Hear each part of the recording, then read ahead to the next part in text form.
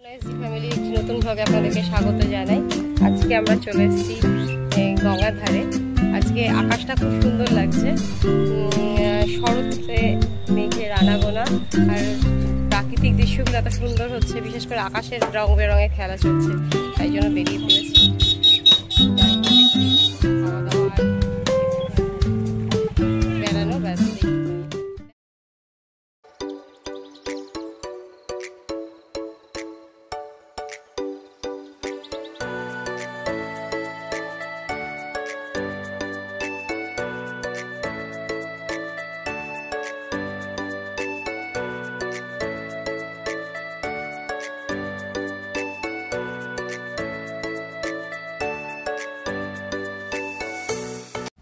বেরোনো, একটু আকাশের সৌন্দর্য দেখা, পাশেই গঙ্গা বয়ে আছে। এটা আবার সকালবেলায় আরো সুন্দর লাগে, ভোরবেলায় যখন সূর্য ওঠে আর এই হাওয়া বাতাস বয়। পাশেই তো মেন রোড রয়েছে, গাড়ি ঘোড়া যাচ্ছে। তো বিকেলবেলায় তাই আমরা বেরিয়ে মোটামুটি এই তিনজন ছাড়াও আমার মা কাকিমা সব আসছে। ওরা এই আমরা পাশেই কেটলি রয়েছে, এখানে কাছেই কেটলি নামে যে ক্যাফে রয়েছে, তো সেখানে সব রকম খাবারই মোটামুটি পাওয়া যায়। চা, কফি, কোল্ড ড্রিঙ্কস ছাড়াও আরও অনেক রকমের খাবার পাওয়া যায়। চিকেনের আইটেম এবং মাছের আইটেমও রয়েছে।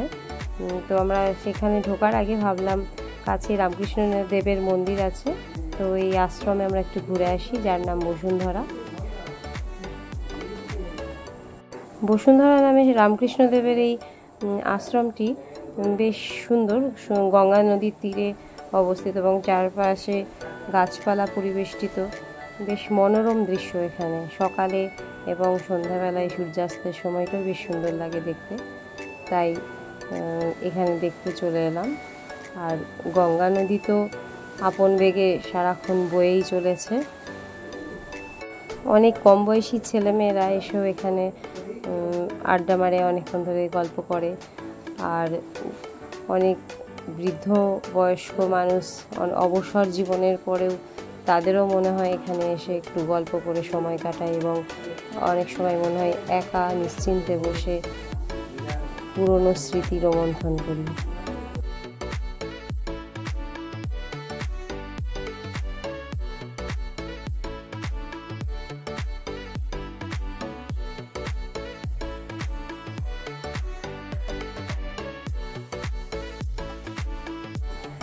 সন্ধ্যেবেলার দৃশ্যটা এত অপূর্ব লাগছে।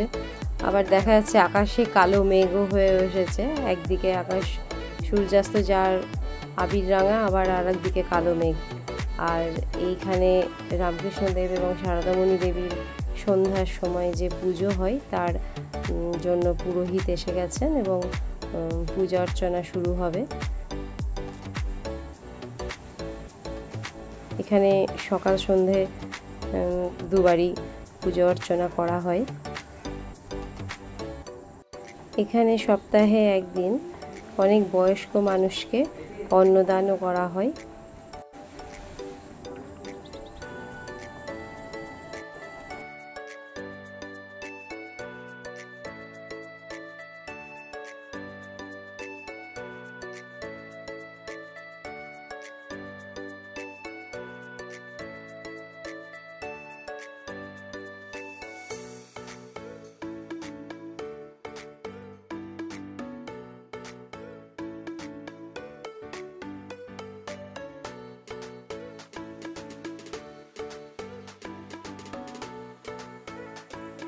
আমরা কেটলিতে ঢুকলাম, তো বেশ চারিদিকটা লাল নীল কালারফুল আলো দিয়ে সাজানো রয়েছে, আর ছোট ছোট ফুল ধরে রেখেছে, পার্কের মতো অনেকটা।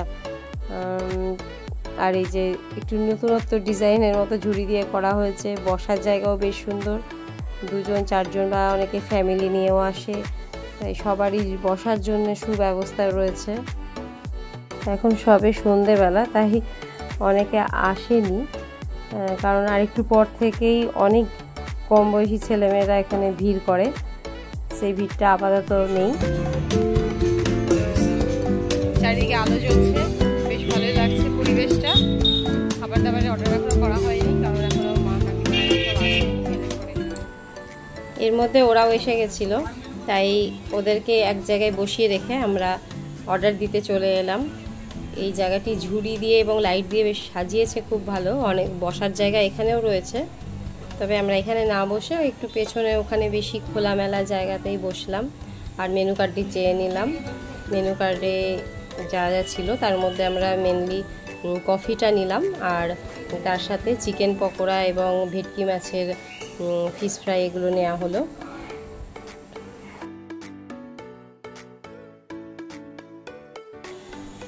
খাওয়া দাওয়ার পরে এবার সবারই বাড়ি ফেরার পালা।